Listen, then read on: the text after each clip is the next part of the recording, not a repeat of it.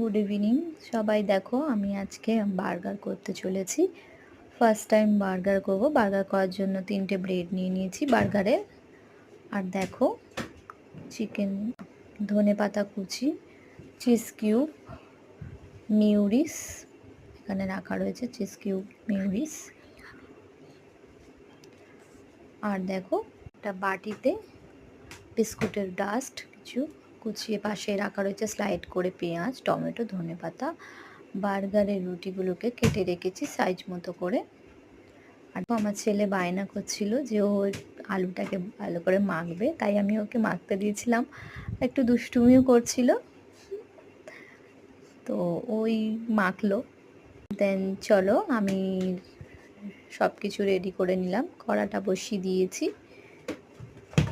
বসিয়ে দেওয়ার পরে কড়াটা তেলটা গরম হচ্ছে, দেন ওটাকে ভালো করে ফ্রাই করে নিলাম। দেন কড়াটা বসিয়ে ভালো করে ওটা ফ্রাইটা করে নিলাম। ভালো করে ফ্রাইটা করে নেওয়ার পরে বিস্কুটের গুঁড়ো দিয়ে ভালো করে ওটাকে ফ্রাই করলাম। ফ্রাইটা করে নেওয়া দেন এবার দেখো, এবার একটা পাত্রে ওই ফ্রাই করা আলু এটাকে রাখলাম একটা পাত্রে। টমেটো, পেঁয়াজ কুচনো, ক্যাপসিকাম পাশে রাখা রয়েছে। কড়াতে ভালো করে ওটা ফ্রাই করছে। দেন এবার আমি কুকারটা বসিয়ে নিলাম।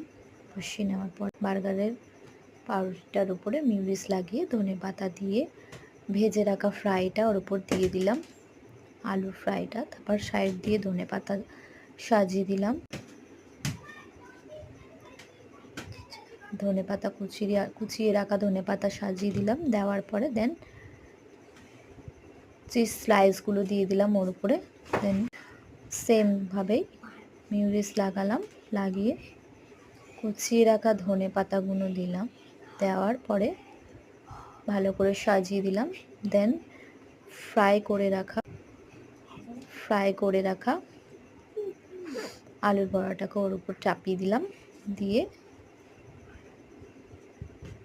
দেন ক্যাপসিকাম দিয়ে ভালো করে সাজিয়ে কুকারে দিয়ে দিলাম স্টিমার।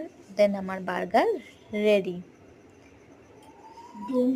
দেখো আমার ছেলে কি মজা করে খাচ্ছে, আর ও বলছে মা তুমি খুব টেস্টি আর ইয়াম্মি করে। ও বলছে খুব টেস্টি আর ইয়াম্মি হয়েছে মা, এই ফার্স্ট টাইম আমি এত ইয়াম্মি খেলাম, খুবই ভালো লেগেছে আমার।